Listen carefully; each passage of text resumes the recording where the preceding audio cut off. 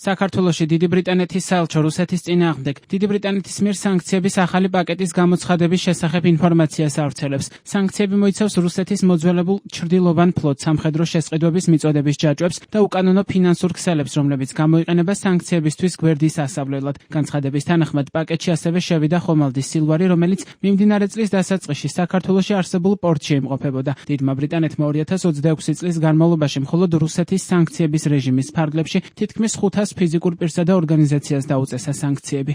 ახლა უკვე სანქცირებული ხომალდის შესახებ თებერვალში აიფაქტმა ჟურნალისტური გამოძიება გამოაქვეყნა. გამოძიების თანახმად 2026 წლის 30 იანვარს საქართველოს ტერიტორიულ წყლებში პირველად შემოვიდა ნავთობტანკერი სილვარი, რომელმაც ყურებში 24,000 ტონამდე ნავთობი ან ნავთობპროდუქტი ჩამოტვირთა. გემი უკრაინის დაზვერვის მონაცემებით ჩრდილოვანი ფლოტის ნაწილია. უკრაინამ ტანკერი 2025 წლის 13 დეკემბერს დაასანქცირა. აიფაქტი მაშინ წერდა, რომ სილვარი 115,000 ტონამდე ტევადობის ნავთობის ტანკერია, რომელიც უკრაინის დაზვერვის ინფორმაციით აქტიურად გამოიყენება რუსული ნავთობისა და ნავთობპროდუქტების საიდუმლო გზებით გადასაზიდად. მათივე ინფორმაციით გემი არაერთხელაა შემჩნეული კოორდინატების დამალვაში. ღია მონაცემთა მიხედვით აიფაქტი წერდა, რომ გემს საქართველოში შემოსვლამდეც გაყალბებული ჰქონდა კოორდინატები და გამორთული იყო AIS სისტემა.